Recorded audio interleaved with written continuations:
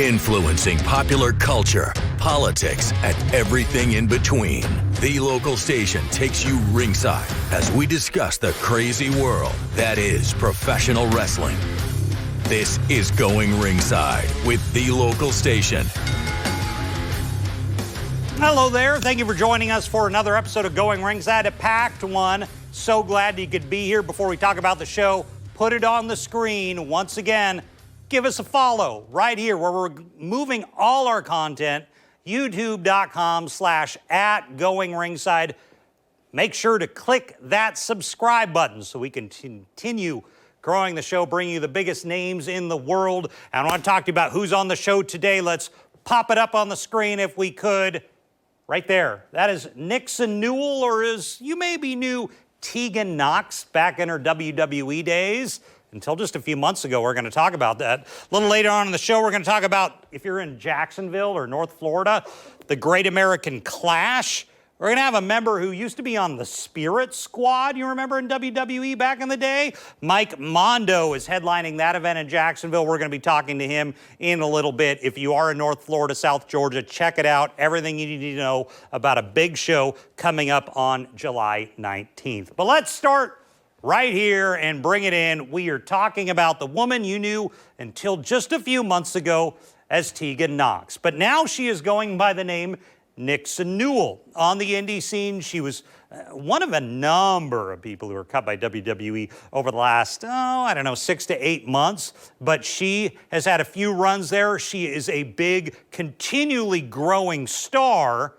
And I want to point out, I recently saw there was a list put out of the most bullied wrestler. Tegan Nox, for some reason, was near the top. A lot of women were at the top. It's kind of been a topic of why are these women getting so much hate online. It was kind of intriguing. I noticed that in the last week. The people at the top, Charlotte Flair, Nia Jax, Tegan Nox was near the top. She's had to deal with that, but now she is reinventing herself as Nixon Newell on the indie scene. So we caught up with her. So glad to talk to her. So let's get to it. Here's the woman today known as Nixon Newell.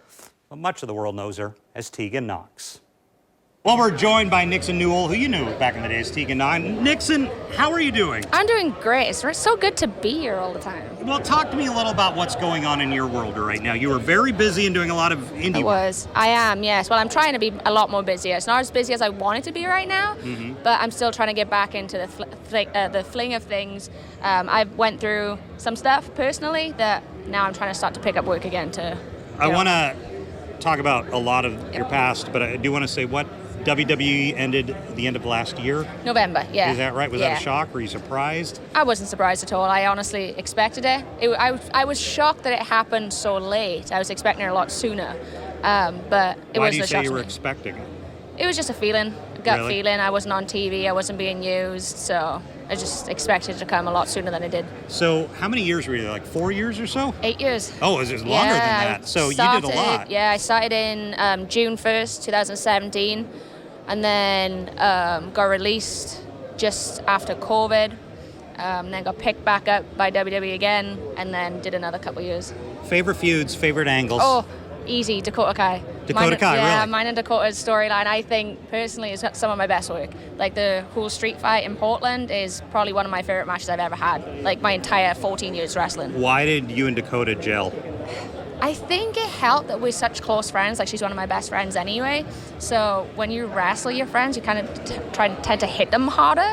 You tried to kick her harder. Yeah, I know. It's just a thing. Like, if you're friends with someone you're wrestling, you just hit each other way harder. And I think that made it a lot more believable. And because we trusted each other, then I think that translated onto TV. Translating beyond the physical, but the heat between the two of you, what's that dynamic like, being that there is not actual heat, but maybe, as you say, feel more comfortable hitting her harder? I think that's the thing. I think it's because we are so close. I think we trusted each other, so there was never any hurt feelings with things that were said, and we always cleared things with each other beforehand, which was nice, just in case. But yeah, I just think it helped, honestly, being so close. I believe Dakota went through what you went through in the last month or so. Is that right? What have you thought? I mean, a lot of people. Honestly, I was shocked they got rid of her because she's such an incredible talent. Like, she's probably one of the best, not just female wrestlers in the world, but one of the best talents that's ever existed in wrestling, in my personal opinion. So to release someone of her caliber blew my mind. So I'm excited to see what she's going to do next because she's just going to take over wherever she goes. So how are you physically doing? Wrestling is not an easy job on the body. I feel about double my age. Really? So I feel about 60, yeah. But that's just, I've been doing this 14 years now, so all those times it's just Is it worth it? I mean, you probably knew it going in. It's worth it. It is worth it. Getting to meet all the fans and stuff makes it a lot worthwhile, and just seeing my nephews get to watch me a lot more frequently now on the indies instead of going home just once at Christmas. I get to go home quite frequently and they get to watch me, so that's cool. Did you do indies before WWE? Yeah, I did indies. Is it a different experience for you now than it was back then? It is. I get more money now. Yeah. So that's nice. Yeah. That's nice. I'm not working for like $40 anymore. It's great. Okay. But yeah, it's a different experience because the caliber of people have also changed. Like all my friends that I wrestled with in the UK at the time have all been signed or released. Like we've all gone through the same stuff, which is cool. So now that we're all, I wouldn't say bitter. I think bitter's the wrong word. I think experienced is a better word. So we all we value ourselves a lot more. As long as you want to go, you have a lot of years in front of you. Any dream matches, dream feuds, anyone you would ever like to face? Yeah, so I just had one of my dream matches that I wanted against Danny Luna in the UK. I was there when she first started, and she's just an incredible talent, and I'm so happy that TNA picked her up because what a woman. I want to wrestle Dakota again. I have to wrestle Dakota again. It's not a case of wanting anymore, like it has to happen. But there's quite a few that I kind of want to tussle with. I'd like to get in there with Mercedes again. You'd like to get at Mercedes again? Yeah, we've had a run-in or two on SmackDown and NXT. And then Toni Storm, she's another one of my close friends that we started together in the UK. And Have you faced her when she's been at the level she's at now? Toni, no. What do you think of what's happened with her in the last 3 years? It's my favorite thing. Like the timeless Toni gimmick is probably the best thing in wrestling right now. It's so much fun, but it's a gimmick, but it's very much the Toni I've known for 14 years. Like it's her down to a T, and I love it. I think it's the best thing. Where can people find you and follow you? Nixon Newell on Instagram, on the Twitter. I'm real Nixon Newell because someone has Nixon Newell and they won't give it back to me. And then I'm on Twitch at Nixon Newell Official. And I stream every Monday to Friday, usually 7 p.m. until 11 Eastern Time. Nixon Newell, thank you so much for joining us on the show today. Appreciate it. Nixon Newell, formerly Tegan Nox. Love to hear. Keep an eye out for her on the indies or probably a lot of other places. She is still one of the big stars. I do want to move on because friend of the show, Elijah Burke, and his Love Alive charity are putting on a big event. Let's put this up on the screen. We're talking about the Great American Clash. If you were in Jacksonville, North Florida, South Georgia, come see this. Great show, July 19th. Doors open at 6 p.m. Bell time is at 7. It's at the Murray Hill Church Gymnasium at 4300 Post Street. That is in Jacksonville. The Love Alive charity are friends of the show here in Jacksonville, do a lot of great work in the area, and they always put on amazing shows, raise money for the charity. So the guy I decided to bring in and they offered up was Mike Mondo, a guy who's been a fixture on the indie scene and wrestling circuit for decades. But if you don't know him there, you probably know him from his WWE run when he was part of the Spirit Squad. Remember them? The male cheerleaders that were getting massive boos but massive push in WWE during their time. He's going to face off with DePope, Elijah Burke, it looks like, in the main event there, so you don't want to miss it. So let's get to it as we talk and preview the Great American Clash. Here's Mike Mondo. Well, we're excited to be joined now by Mike Mondo, a man who has been in wrestling forever. Mike, thank you for joining us. Thanks for having me on. I really appreciate it. Talk to me about, I want to talk to you about the Great American Clash in a minute, but talk to me a little about what's going on in your world right now. Most fans, at least all over the world, remembered you back in the day in your Spirit Squad days. Good. Well, I've been in the wrestling business now for, this month will be 23 years, actually. Gosh, it's been such a journey from OVW to WWE and now currently here in the NWA. And I'm really enjoying my time there and really looking forward to my future there with the company. And yeah, I'm looking forward to July 19th. Actually, I've been doing Independence, obviously, throughout that time, that duration. And the Great American Clash that's coming July 19th. And it's going to be funded by, right here, I got my T-shirt. You got your Love Alive charity T-shirt. Yes, we love the Love Alive charity here on our show, and we know Elijah, who is going to be your opponent to Pope, pretty well here. How did you get involved with this? Did you and Elijah overlap at OVW back in the day? I mentioned before, pretty much my career started in OVW, and gosh, we're going on like almost over 2 decades ago. And I remember when I first when I came to OVW, there was an OVW trial camp, and that's how I got my in. And that's when I first met Elijah. I had about a year in the business at the time, and Elijah was brand spanking new. He's never been in a ring before in his life, and that's when I first met him. And then we both got accepted in the trial camp, and then we began our journey there with the company. And how did the WWE call-up happen for you back in the day? Me personally, so I was in OVW, and then I worked my way up to a WWE developmental contract. When I was 21 years old, that's when I got signed. And then by the time I was 23, that's when the Spirit Squad came about. And then from there, I moved up from the developmental onto TV full time. And that's when it pretty much all began as far as my TV run with the Spirit Squad. Talk to me about that idea, how it was pitched to you. What did you think of it? I'd never seen anything like it before at the time. Yeah, it's very unique, very different. For me, it was actually a blessing in disguise at the time, because I was kind of like in that little bit of a rut in my career. I kind of like got a little stagnant, and I tried a bunch of different characters, different gimmicks, and nothing was really like kind of sticking for me. And I was kind of, really trying to find myself, so to speak. But then the idea of the Spirit Squad came about, and I was like, oh man, that'd be perfect. I used to play football when I was a kid in high school, and there was always the male cheerleaders, and I was like, oh, I can kind of relate to that a little bit, and then it was a Vince McMahon idea. So if it was a Vince idea, it's going to be a good idea. And pretty much that's what it was. We got there, we got on television, and we were kind of pretty much pushed to the moon.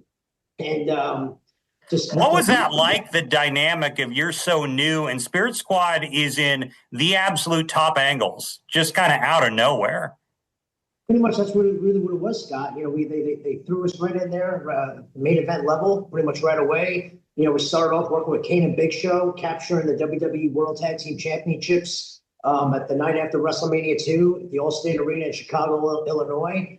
And then not too far after that, we're feuding with Shawn Michaels and Triple H, known as T-Generation X, main eventing arenas all around the world, overseas, well throughout the United States.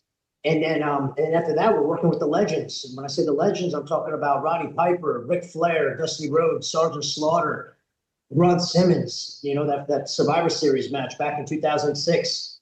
And I've really been blessed with a really great run and just invaluable experience that I'll carry out with me throughout my career, going forward.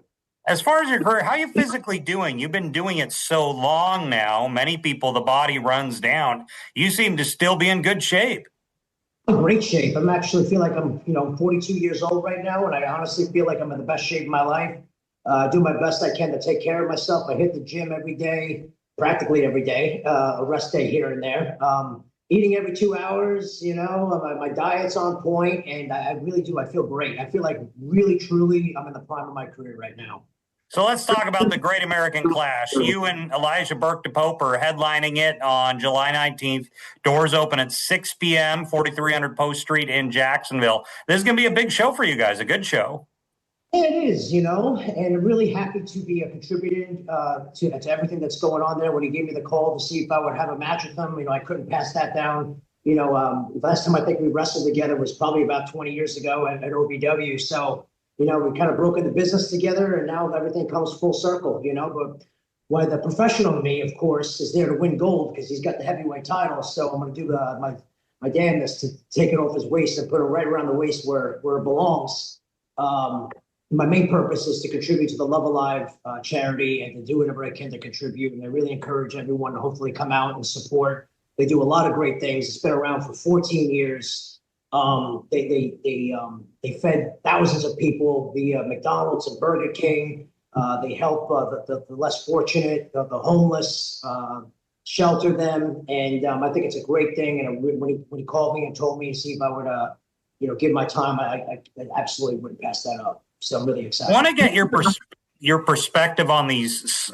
So a lot of our viewers who don't do a lot of wrestling shows, they see big shows, huge shows on television.